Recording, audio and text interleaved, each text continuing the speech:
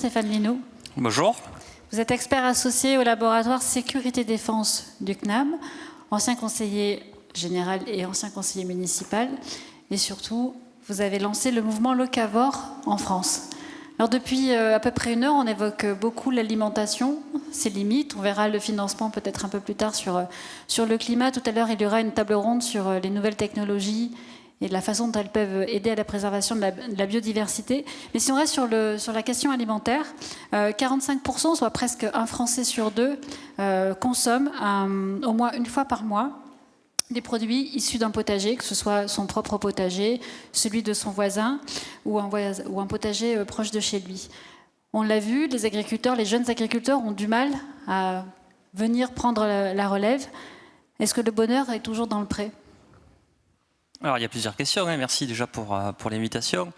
Alors, le bonheur dans les prés, ça me fait penser en lisant. Le truc, c'est est-ce que le bonheur dans le pré, mais avec un accent grave et ES.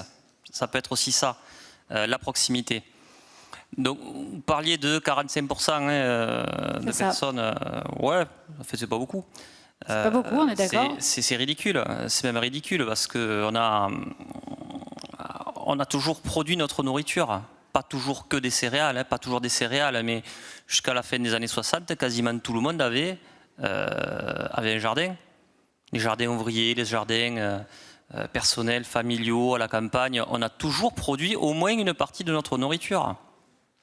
Et ça fait que depuis à peu près 60 ans, qu'on ne produit quasiment plus cette nourriture, que l'on fait venir évidemment de loin, mais ça a été aussi toujours une question de ventre. Notre ventre allait vers la nourriture lorsqu'on était chasseur-cueilleur. On allait prélever cette nourriture dans notre milieu. Ensuite, le climat s'est stabilisé, s'est un peu réchauffé, et cette nourriture, on l'a fait pousser autour de notre ventre. C'est là qu'on a inventé l'agriculture au néolithique, au moins 10 000, 12 000. Et ensuite, pour sécuriser les récoltes, on s'est regroupé en communauté, on a inventé les villages, et c'est là que on a sécurisé collectivement autour de notre ventre cette nourriture, voilà, encore autour de notre ventre. C'est là qu'on a inventé l'aménagement du territoire, c'est là qu'on a transformé l'espace en territoire, et c'est là aussi qu'on a grandement inventé la politique. Donc après que notre ventre soit allé vers cette nourriture, après qu'on l'ait produite autour de notre ventre, et après qu'on l'ait collectivement sécurisée autour de notre ventre, et bien maintenant, c'est la nourriture qui vient à notre ventre. Sans que l'on se questionne sur le comment, sur le jusqu'à quand, sur le est-ce qu'il y a des stocks, sur le est-ce qu'on est maître de tous ces maillons de cette chaîne alimentaire. Et c'était ce sur quoi était basée la légitimité politique des ancêtres des mers, les consuls au Moyen-Âge. Il y avait 4 sécurités, donc se protéger, le sanitaire, l'ordre public et la sécurité alimentaire. Donc c'était une conscience politique, collective, qui se rajoutait à une conscience individuelle, c'est-à-dire que chacun avait son bout de jardin, chacun cuisinait, chacun stockait ce qu'il pouvait, tout ça. Mais depuis que la nourriture vient à notre ventre, depuis l'hyperspécialisation des territoires, depuis l'ébriété énergétique dans laquelle nous sommes, eh bien, c'est cette nourriture qui vient à notre ventre et on ne le pense plus individuellement, on ne pense plus non plus politiquement et collectivement. Donc en fait, alors ce 45%, il me fait peur. Alors justement, une question, on a beaucoup vu, on reviendra après peut-être sur les conséquences de la crise alimentaire dans l'état d'esprit, mais en tout cas, les jardins potagers partagés, il y a eu un mouvement comme ça j'allais dire une envie que ça se multiplie, il y a eu beaucoup d'expériences, c'est pas toujours une réussite. Donc finalement, entre l'envie et la réalisation, il y a quand même un écart. Eh bien, entre les deux, il y a la nécessité. Et comme toujours, et il y a la nécessité d'accord, il y avait des calculs qui avaient été faits que s'occuper d'un potager sur un an, c'était à peu près l'équivalent de SMIC. Un SMIC économisé. Maintenant, c'est un peu plus, parce que ça coûte un peu plus cher. Voilà, ça coûte un peu plus maintenant. Donc en fait, il va falloir y revenir et retrouver cette autoproduction un peu partout. C'est sûr qu'on ne va pas produire des céréales sur la promenade des Anglais, c'est sûr, mais un peu de nourriture partout, donc à l'échelle individuelle, mais aussi à l'échelle territoriale, on n'a pas le choix. On n'a pas le choix. On a des limites planétaires à respecter, on doit faire avec. Et ce coquin de Ricardo, David Ricardo, économiste anglais, à partir du moment où le transport n'a quasiment plus rien coûté, avec les énergies fossiles, donc les énergies faciles, charbon, pétrole, eh bien en fait, le prix du transport est devenu inférieur au prix du produit. Ce qui jusque-là était impossible. C'était le prix du transport qui était supérieur au prix du produit. Donc les territoires se sont hyper spécialisés et se sont spécialisés sur les productions sur lesquelles ils se sentaient les meilleurs. Et ont abandonné les productions sur lesquelles ils se sentaient les moins bons. Donc ça a été un territoire égale une ou deux productions phares, avec cette théorie des avantages comparatifs. Pour arriver maintenant à une autonomie alimentaire moyenne des territoires égale à 2%. C'est-à-dire que 98% de ce que l'on met dans nos assiettes vient d'autres régions ou d'autres territoires.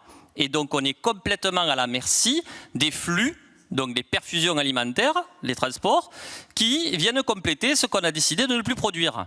Donc en fait, tout ça, ça marche tant que les transports fonctionnent. Mais si, comme je l'avais imaginé en 2008, s'il y avait une pandémie grippale qui bloquait les transports, et si, comme dans mon bouquin là, en 2017, je dis, s'il y avait une cyberattaque venant d'Ukraine sur la chaîne logistique de l'alimentation, combien de temps on tiendrait avec le peu que nous produisons à titre individuel, le peu que nous cuisinons, le peu que nous stockons, le peu le zéro stock dans les collectivités locales, zéro stock stratégique d'État, et entre-temps on est devenu intolérant à la frustration, et 2 jours de stock dans les supermarchés. En termes de résilience alimentaire, c'est 0 plus 0 plus 0 plus 0 égale la tête à Toto. Donc ça veut dire que chacun doit, et d'ailleurs c'était ce matin dans pas mal de débats, chacun doit faire sa part. Donc de l'échelle individuelle, l'échelle territoriale, les entreprises qui ne sont pas assez mises dans la boucle des projets alimentaires territoriaux, je le remarque, je forme des élus dans toute la France là-dessus. Et tant que collectivement ce n'est pas pris sous l'angle des risques majeurs, le risque de rupture d'approvisionnement alimentaire, articulé à l'ordre public, eh bien, en fait, on n'ira pas assez loin. On a compris. Et voilà. Alors, sur la planification écologique, vous dites qu'il faut planifier. Le président de la République a annoncé un plan, la planification écologique. Et vous dites que l'alimentation n'y est pas. Elle y est de manière peut-être subliminale, du moins elle n'était pas dans le discours. Et donc ça ne va rien résoudre. Comment ? Ça ne va rien résoudre. C'est pas que ça ne va rien résoudre, mais il n'y a pas que les annonces présidentielles qui vont faire le job. Les territoires sont aussi appelés à décliner la planification écologique là où ils sont. Et c'est tellement compliqué. L'énergie, la démographie, les ressources, le climat, l'alimentation, tout ça, c'est compliqué. C'est systémique et c'est souvent l'excuse pour ne rien faire. Donc je serais plutôt adepte de la complexité. C'est tout simplement trouver le simple dans le brouillard du complexe, dans le brouillard de tous ces sujets qui sont tissés entre eux. Il y a un sujet qui permet, d'agir sur tout le reste et qui concerne tout le monde, c'est l'assiette, c'est l'alimentation. Parce qu'avec l'alimentation, on tire le fil de l'économie, de l'écologie, du lien social, des risques, du climat, de l'économie sociale et familiale, de la santé, de la planification territoriale, les plans communaux et intercommunaux de sauvegarde, les projets alimentaires territoriaux, les plans climat. Avec ce sujet, on a tout le reste. Donc, en agissant sur ce sujet, on agit également sur la biodiversité, parce qu'à un moment donné, il va falloir considérer les terres, le foncier, comme quelque chose de stratégique et de directement relié à la sécurité nationale et même l'ordre public au niveau local. Parce qu'une des plus grosses raisons de la chute de la biodiversité, je dis bien une des plus grosses, c'est l'artificialisation, c'est le béton et le goudron. Il y a les pesticides, on en a parlé également tout à l'heure. Donc en fait, le capital naturel, c'est-à-dire le foncier, donc les terres, et l'eau, doit être réellement protégé. Et les facteurs de production également. Donc c'est tout simplement remettre en haut de la pile ce sujet qu'est l'alimentation, qui fait tout simplement partie des besoins fondamentaux, donc à encadrer et à aider. Vous avez donné, tout à l'heure, vous avez prononcé 2 fois le mot cuisiner. Vous êtes d'accord avec Olivier Grégoire? Il faut réapprendre à cuisiner? Avec elle, comme avec mes grands-parents. Hein. Non, mais cuisiner, c'est tout simplement faire quelque chose avec ce que l'on a. C'est du bon sens. C'est tout simplement le bon sens. Avant, on aurait dit la sobriété. On nous aurait pas. Enfin, avant, il y a 2 générations, on nous aurait dit mais quoi, c'est quoi ce terme-là d'universitaire, sobriété? C'était quoi qu'ils avaient comme terme? Le bon sens. C'est tout simplement du bon sens. Tout simplement du bon sens. Donc ne pas gaspiller, réutiliser, réaccommoder les restes et tout ça, c'est tout simplement du bon sens. Donc en fait, il n'y a pas que ça.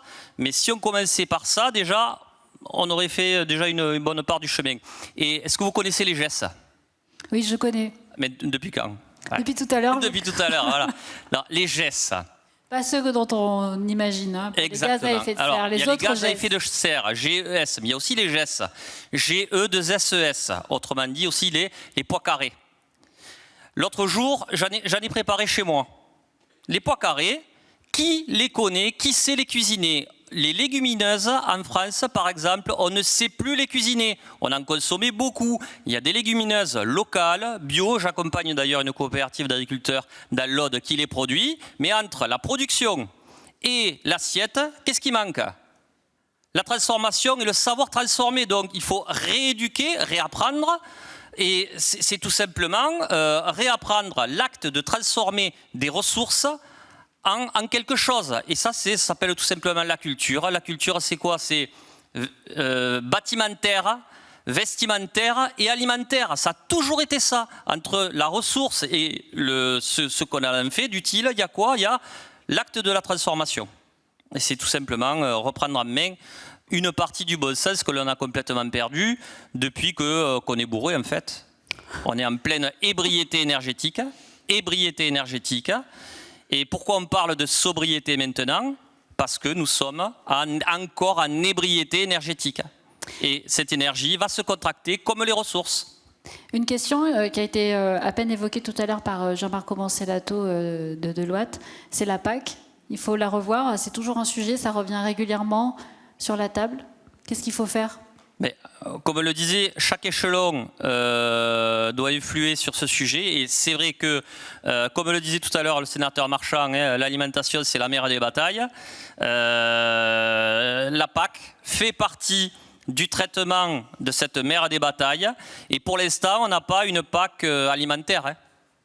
Elle est agricole, mais elle n'est pas encore alimentaire. Mais ce qui est intéressant, c'est de voir aussi ce que, de temps en temps, pose la Commission européenne, et notamment le Contingency Plan, qui dit donc en 2021, oula, pendant le conflit, pendant le confinement, on a eu chaud, ça a tenu, mais attention, des cyberattaques et des pandémies, on va en connaître, et pas des petites. Donc il faudrait que les États se préparent, que tous les États stockent, parce que des stocks stratégiques alimentaires d'État, il n'y en a pas, que les territoires se préparent, qu'il y ait une hybridation des circuits courts et des circuits longs, parce qu'on est trop dans le circuit long. Donc je ne suis pas un apôtre de l'autarcie, ni du 100% local, c'est pas vrai, on n'y arrivera pas. Par contre, entre les 2% actuels d'autonomie alimentaire et les 100% caricaturés qu'on n'arrivera pas non plus à atteindre, il y a de la marge. Et plus on éloignera le curseur des 2% actuels d'autonomie alimentaire, plus on augmentera la résilience et la sécurité de nos territoires et qu'on éloignera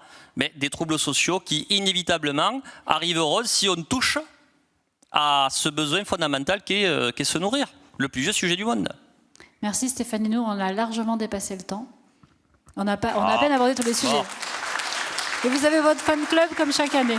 Merci pour l'invitation. Merci.